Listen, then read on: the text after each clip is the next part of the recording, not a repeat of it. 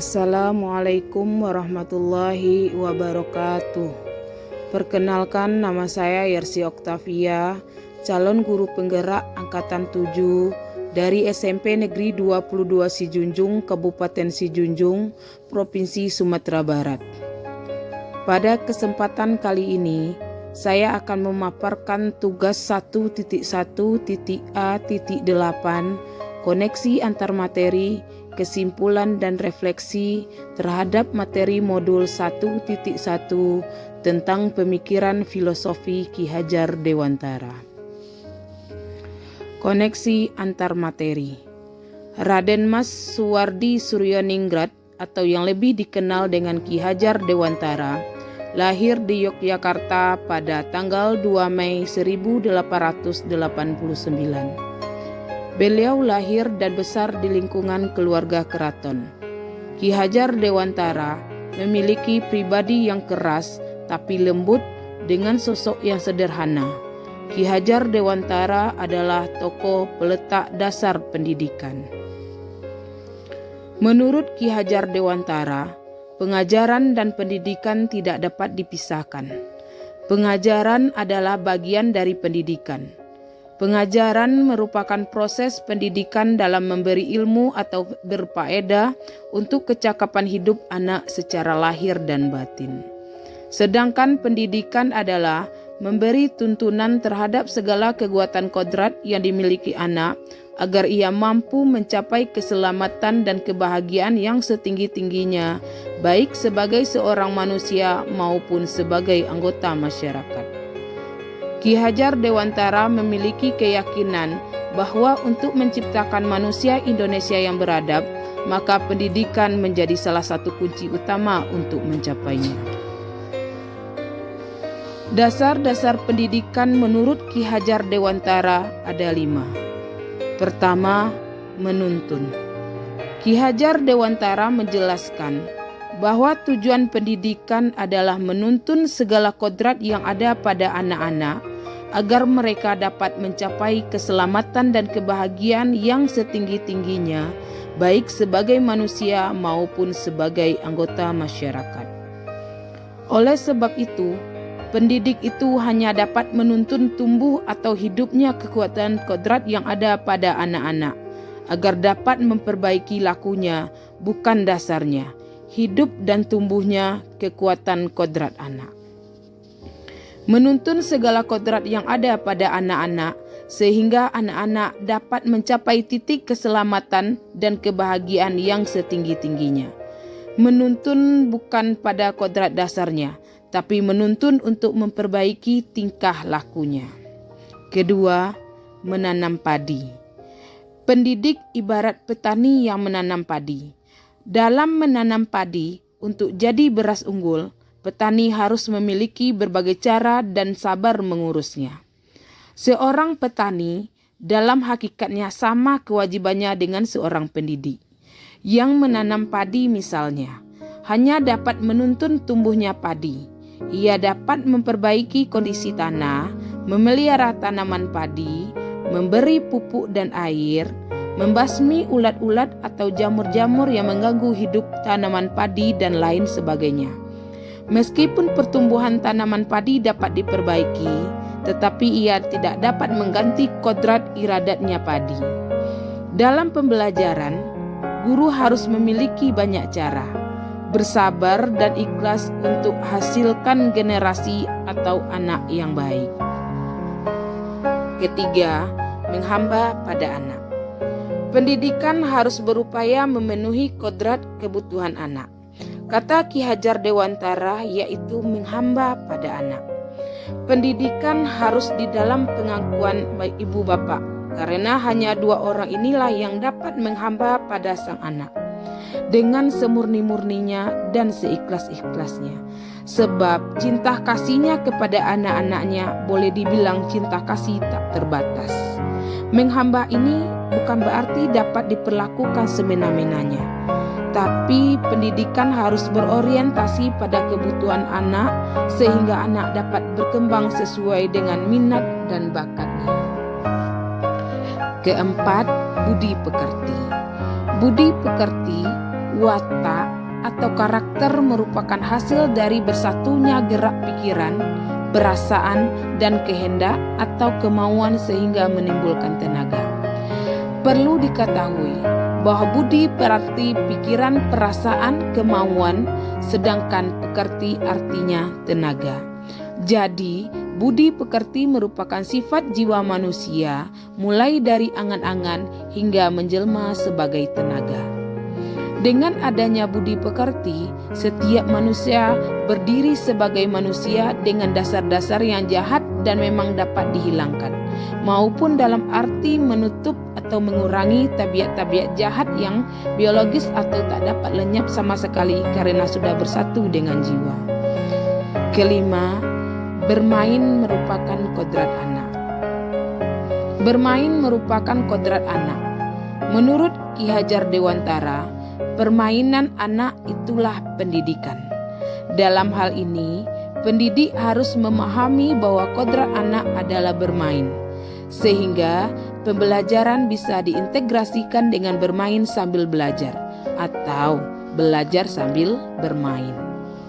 Kesimpulan, seorang guru harus mampu menuntun segala kodrat yang ada pada anak-anak sehingga anak dapat mencapai titik keselamatan dan kebahagiaan yang setinggi-tingginya. Menuntun bukan pada kodrat dasarnya, tapi menuntun untuk memperbaiki tingkah lakunya. Dalam pembelajaran, guru harus memperbanyak cara bersabar dan ikhlas untuk menghasilkan generasi atau anak yang baik.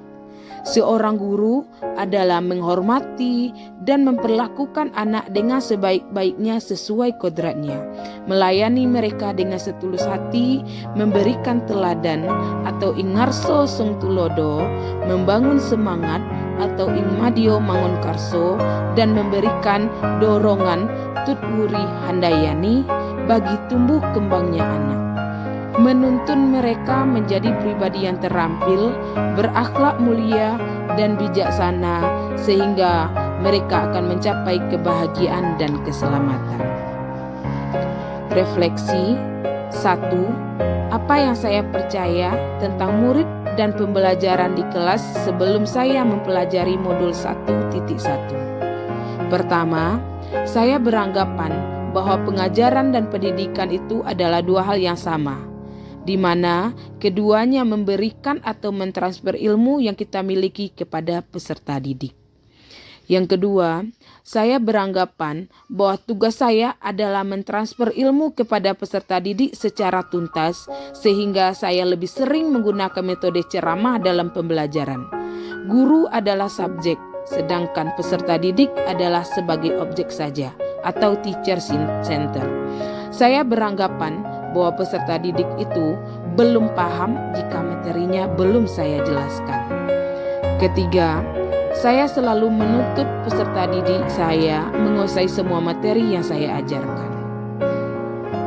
Keempat, saya beranggapan bahwa saya berhasil dalam pembelajaran jika peserta didik saya bisa menyelesaikan semua tugas yang saya berikan sesuai dengan waktu yang telah ditentukan.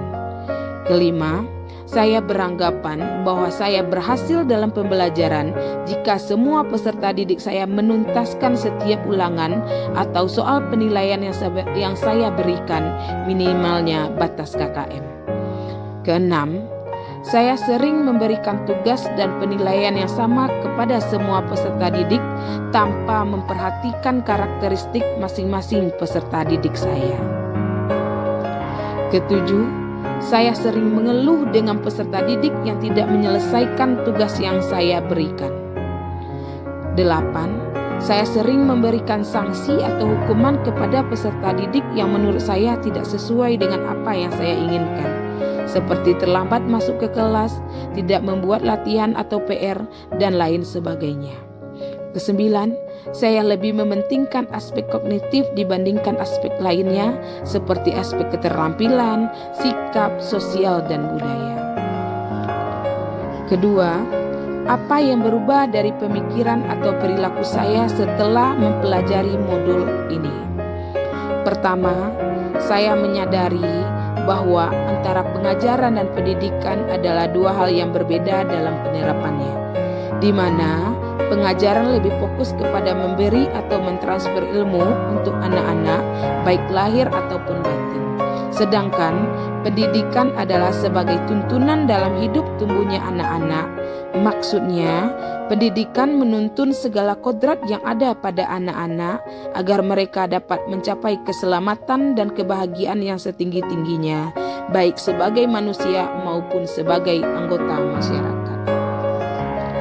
Kedua, sebagai seorang guru, tugas kita tidak hanya memberikan pengajaran, tetapi lebih kepada pendidikan, yaitu menuntun segala kodrat yang ada pada anak-anak, agar mereka dapat mencapai keselamatan dan kebahagiaan yang setinggi-tingginya, baik sebagai manusia maupun sebagai anggota masyarakat. Ketiga, saya menyadari kekeliruan saya selama ini yang menjadikan peserta didik sebagai objek, padahal merekalah subjek dalam pembelajaran. Peserta didik adalah sebagai pemegang kendali dalam pembelajaran, guru hanyalah sebagai fasilitator. Keempat, saya menyadari bahwa setiap peserta didik memiliki karakteristik yang berbeda. Mereka unik dengan tingkah laku yang berbeda dan mereka memiliki kemampuan yang berbeda pula. Kelima, saya harus melakukan pembelajaran secara menyeluruh, tidak hanya berpusat pada aspek kognitif saja. Keenam, saya menyadari bahwa dunia anak adalah bermain, maka saya harus membuat suasana pembelajaran yang menyenangkan tanpa ada keterpaksaan dan pembelajaran harus sesuai kodrat anak. Ketiga, apa yang dapat segera saya terapkan lebih baik agar kelas saya mencerminkan pemikiran Ki Hadi? Yang pertama, saya harus mengubah mindset saya tentang arti pendidikan. Kedua, merancang pembelajaran yang menyenangkan, kreatif, dan inovatif. Ketiga, menerapkan pembelajaran yang berpusat pada anak atau student-centered learning, di mana peserta didik bebas menentukan cara belajarnya dengan tetap beracuan pada kurikulum. Keempat, menghargai setiap perbedaan, baik itu kodrat alam dan kodrat zaman. Kelima, menerapkan sistem pembelajaran abad 21. Keenam, menjadi fasilitator, motivator, dan sekaligus inspirator bagi peserta didik. Ketujuh, memaknai dan menerapkan trilogi pendidikan Ki Hajar Dewantara, yaitu Ingarso Sung Tulodo. Di depan saya bisa memberikan teladan bagi peserta didik saya, Ing Madio Mangunkarso. Di tengah saya bisa jadi teman yang memberikan semangat, serta Tut Muri Handayani. Dari belakang saya bisa memberikan dorongan moral serta semangat belajar. Demikianlah kesimpulan dan refleksi saya mengenai pemikiran filosofi Ki Hajar Dewantara pada modul 1.1. Semoga bermanfaat. Salam guru penggerak. Wassalamualaikum warahmatullahi wabarakatuh.